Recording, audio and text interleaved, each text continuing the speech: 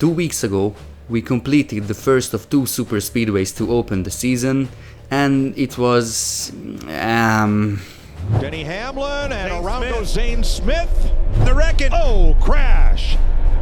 Trying to squeeze it, couldn't do it. Into the wall goes Logano. For the front bumper gets fell into the wall. Off of the front bumper, Custer, and up in the air goes Ryan Preece, and they crash. Hamlin gets turned into the wall. Oh my gosh. That's the Daytona 500, the Super Bowl of our sport. And not only the Daytona 500, but the Daytona Summer Race and the Talladega races are like that too. Superspeedway racing has become this, a bad joke. Just to illustrate, on the last lap of the Watkins Glen race last year, which in my unpopular opinion was the best finish all year, I jumped up and down in front of the TV. It was that awesome. The Daytona 500? Nah, I laughed. When Stenhouse and Logano raced like in turn 4 on the white flag lap with 15 to go, I laughed.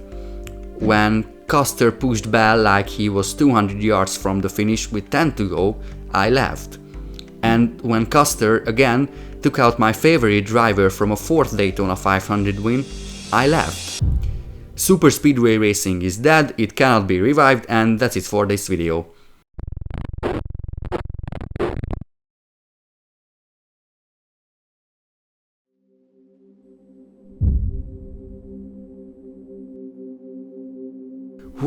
What is that?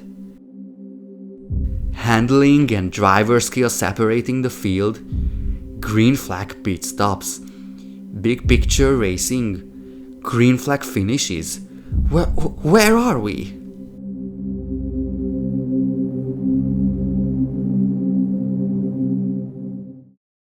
Atlanta Motor Speedway. If you ask me, this is one of the few racetracks that haven't seen truly bad racing in a modern era of NASCAR.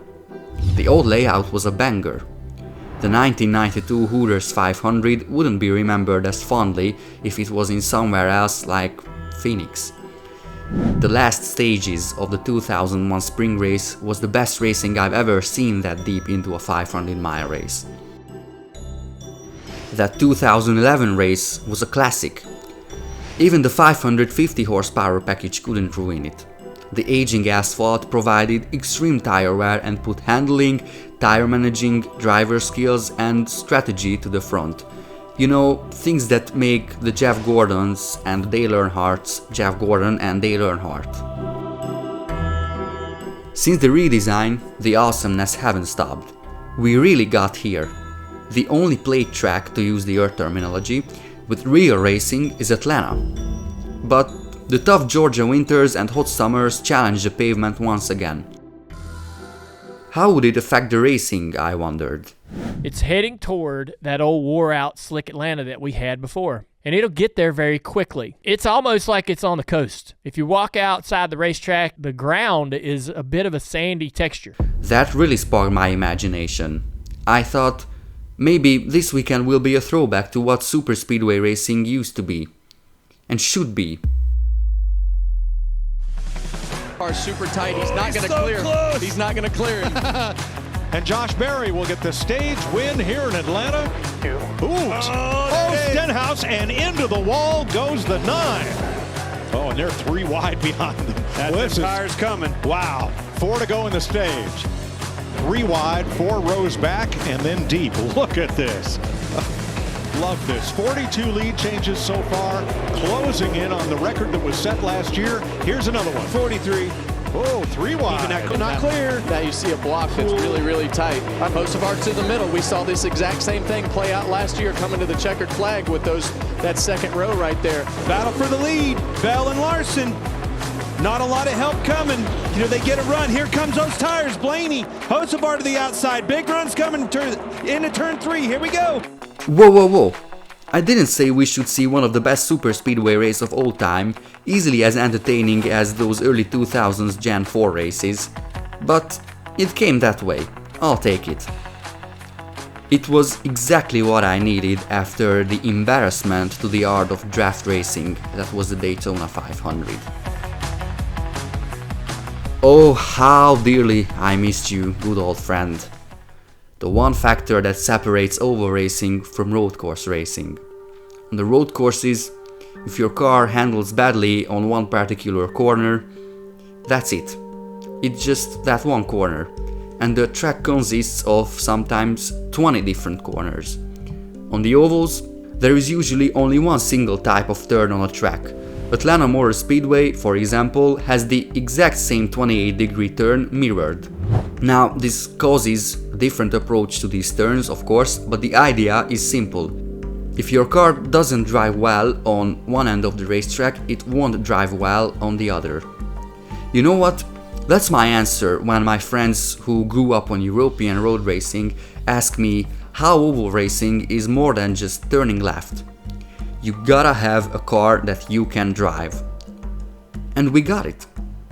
Ryan Preece got out of shape in stage 2 because his car didn't work well in traffic. Ricky Stenhouse caused a multi-car accident because he didn't know the limits of his car. Of course, I mean, he's Ricky Stenhouse. Carson Hocevar, Denny Hamlin and Chase Briscoe all had to collect their cars from the wall at one point or another. Hell, even the dominating Penske of Joey Logano was affected by bad handling. He was all good in clean air, even throwing us back to the tandem racing days for a few laps, but the moment he got back into real traffic, he couldn't do anything. About those Penskes, didn't it feel good that we could talk about contenders, fast cars and slow cars near the end of a superspeedway race? I loved it. I loved how the Chevys and the Toyotas had to work together to beat those Penske Fords. The domination of the Penskes built a great storyline of the others trying to beat them. Maybe dominance is not an evil thing in racing after all. What tells a good drafting race? How can we measure it? Well, the most obvious statistics come to mind are lead changes and on-track passes. By these numbers, we can see that the Daytona 500 was the best superspeedway race of all time, with lead changes and passes far surpassing Atlanta last Sunday. But is that the whole truth? Just look at these two clips. I chose two random parts of both races and just sped it up to prove my point better. These were the general picture of racing in the second stages of each race. Daytona provided 3 wide actions for multiple laps, while in Atlanta, cars got away from the pack single file, so Daytona should be more entertaining, right? Not exactly. Pack racing isn't measured by the number of lead changes or laps spent 3 or 4 abreast. It's how these lanes move relative to each other. How well drivers can make complete passes. How well the fast cars can get to the front. That's how you build stars. That's how you build dominant guys like Austin Cindric or Ryan Blaney at drafting tracks. This race did that. The 4-wide half-throttle fuel saving at Dega last year didn't.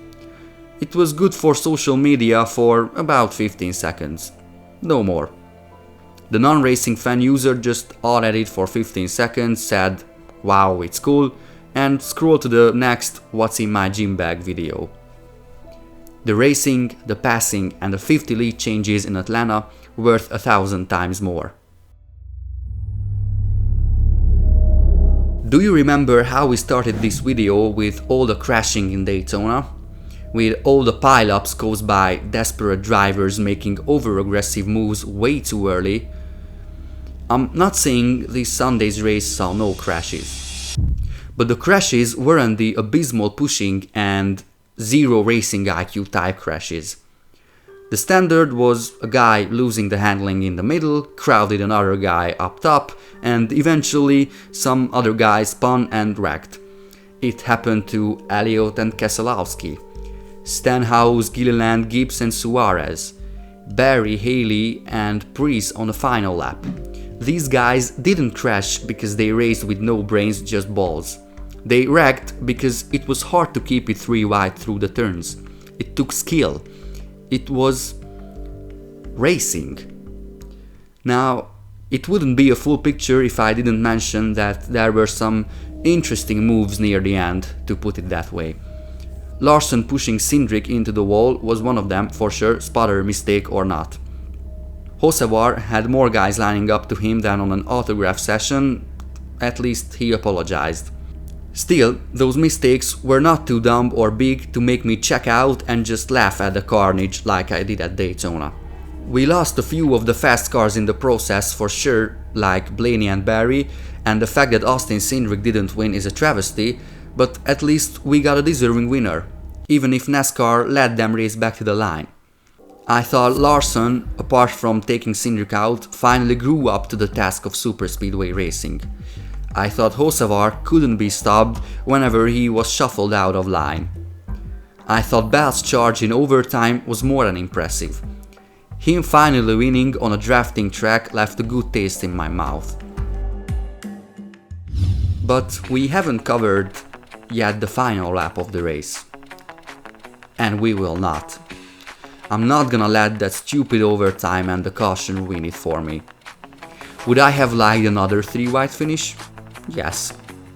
Should I be pissed about the consistently inconsistent officiating? Yes. Am I, though? After all, we don't turn on the TV to watch some great finishes now, do we? If we did, we'd only tune in 3 hours after the start to watch the final laps.